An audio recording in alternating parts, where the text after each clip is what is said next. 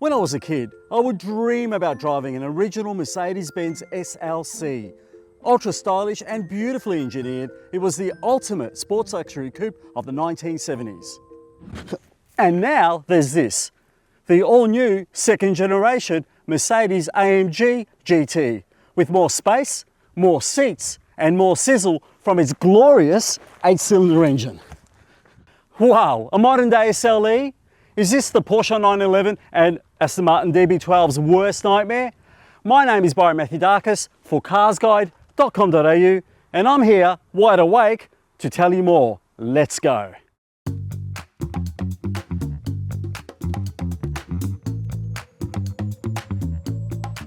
Starting from over 400k drive away in standard form, the Mercedes-AMG GT63 4MATIC Plus, like you see here, comes chock full of standard equipment, but options obviously cost a lot extra. In fact, they bump the price up towards $500,000. That said, today's GT is only slightly more than what the original 450 SLC cost nearly half a century ago when adjusted for inflation. And just like that classic old Benz, today's GT shares much with its SL convertible stablemate, including, in this case, standard all-wheel drive and active rear axle steering, also known as four-wheel steering to select third and fourth generation Honda Prelude owners out there like me. What else does 400k plus buy you? How about a front axle lift system with GPS enabled memory that automatically raises the GT's nose to help clear bumps and then remembers to do so next time you're over that same piece of road? There are climate controlled AMG sport seats with inflatable bolstering, a fixed glass roof, augmented reality satellite navigation, 360-degree surround views, performance telemetry data as part of an extensive multimedia system, 11-speaker Burmester audio, a hands-free power tailgate, 21-inch alloys, and cutting-edge driver assist safety tech. You can find out more about the GT in my written review at carsguide.com.au. While the new Coupe does ditch the previous GT's unique rear transaxle space frame, pioneered by the dauntless SLS of the early 2010s, the resulting longer wheelbase and shorter overhangs do provide less outlandish and more practical design. Let's check that out in more detail. This is clearly a Mercedes-AMG GT Coupe, like the original 2014 model, but it's been subtly changed in important ways. For instance, it's an all-new platform with the rear transaxle of the old car replaced by an all-new 4MATIC four-wheel drive system, and that's permanent and available in every model. The nose treatment is quite similar to before, although it has that vertical slatted grille, which has become a bit of a trademark for this model. The silhouette is still very coupe-like, but it's slightly more cab-forward to accentuate the fact that now this is a 2+2 seater. So there's more space inside, and that of course has been helped by a stretched wheelbase. Meanwhile, around the back, besides the fact that the tracks are obviously wider than before, you do get the, the now typical rear diffuser and quad exhaust outlet look. But unlike a lot of this car's competitors, the USP for the GT is the fact that it is actually a 3-door hatch. So that adds a whole new dimension of practicality to the series. There's no doubt that this is a much roomier car than before, and you feel it in both in width and in length. Of course, there's 2+2 seating at the back, but that's only recommended for someone who is about 150 centimeters taller and no more, because there's just no headroom being a coupe. Anyway, this is very typical modern Mercedes in here. There's a separate touchscreen with all sorts of functionality, and that really works easily and intuitively once you take the time to learn where things are. You get quite a brilliant interface for the instrumentation with all sorts of options, including track and sport or classic or minimalist screens. And I love that about these cars. The trademark turbine air vents, the quite beautiful finishes, and just the general solid feel. Note this as very much modern Mercedes, like I said before. Great driver position as well, and largely comfortable seats. These aren't the standard ones. The standard seats are soft and sumptuous. These are a bit more bolstered for track work. I prefer the standard setup, I've got to say. Vision isn't great, but that's what cameras are for. But really, it's pretty much on brand. You might think, well, this interior looks a lot like a C-Class or a GLC SUVs, and you'd be right. There is a very heavy Mercedes influence.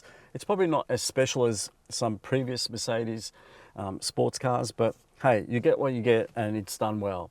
I just wish it wasn't so noisy in here on Australian blacktop, and that incessant kind of rattly trim noise over bumpy roads that has inflicted Mercedes-Benzes for decades, seemingly, is also present in this car. They're my two biggest negative points about the interior. I did get in the back seat before, and it actually is quite usable if you're willing to bow your head. But the surprise is what's behind the rear seats. So let's check those out. Compared to before, this is a much larger cargo capacity. In fact, it's twice as big as before. Also, this rear seat folds down, so there's a button here somewhere that you press to increase luggage capacity even further, making this more family friendly than ever. Meanwhile, at the front, under the bonnet, things definitely have changed for the better as well. As that plaque signifying that Alexander handcrafted this engine, this is the famous M177 4-litre bi-turbo V8 petrol engine, catapulting this car from 0 to 100 in just 3.2 seconds on the way to a top speed of at least 315 kilometers an hour. How does it do that? Well, voiceover me will explain right now. You go, girl. With all-wheel drive, the GT is now nearly 15% heavier than before, but it still manages a punchy 218 kilowatts per tonne, aided by a super slick AMG Speed Shift 9-speed multi-clutch transmission with super quick shifts. Try saying that in a hurry. Active aero over, inside and under a more rigid aluminium, steel, magnesium and fibre composite body structure further help the Mercedes achieve its impressive VMAX. The AMG all-wheel drive system goes from 50-50 front to rear to 100% rear-only variable torque distribution according to conditions and settings. Among the many driving settings are race start, drift mode and good old comfort if it all becomes too much. Also keeping all that performance in check is a high-performance composite brake setup with improved cooling for faster responses. Interconnected active roll bars improve body control. The 5-link independent suspension features adaptive dampers for a softer ride, and as for that 4-wheel steering tech, the rear wheels steer opposite to the front at up to 100 kilometers an hour, bringing tighter and tidier handling, or in the same direction above that speed for greater stability and road holding. Its effect on the way this near 2-ton coupe zigs and zags around corners is something you need to experience to really appreciate. So, let's drive it. I don't think anyone will drive the Mercedes-AMG GT63 4MATIC Plus and think, oh, this is a disappointing drive, because it has an absolutely outstanding breadth of performance. No matter which of the modes you're in, from comfort through to sport, sport plus, track and race modes, it is always phenomenally fast, with incredible acceleration, lightning fast throttle response and thunderous exhaust. It puts you in the mood. It feels like what an elevated luxury American supercar would feel like, because of the V8 basically. It goes the right way and it makes the right sounds. Furthermore, it's got superb steering. I mean, there's almost a telepathic feedback in the way this thing just connects to the road, and it corners with a crispness and a confidence and an agility that is amazing. I mean, given this car is 270 kilograms heavier than its predecessor, it's just such a fun handling car, particularly on a quiet mountain road. You'd be hard pressed to find something that can seat 4 people in such luxury and be as fun and agile. Because it's got a permanent all-wheel drive system, it has like just tremendous grip, like amazing road holding. It grips the road no matter how hard you drive it. I mean, unless you just take all the safeties off and floor it, it feels glued, super glued to the tarmac. Amazing.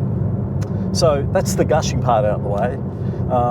I've got to say, I'm very disappointed with the ride comfort of this car. The suspension is simply too stiff, even in comfort mode, and jittery, on these Tasmanian roads at least, for it to be classed as a true GT. It just isn't comfortable or luxurious enough.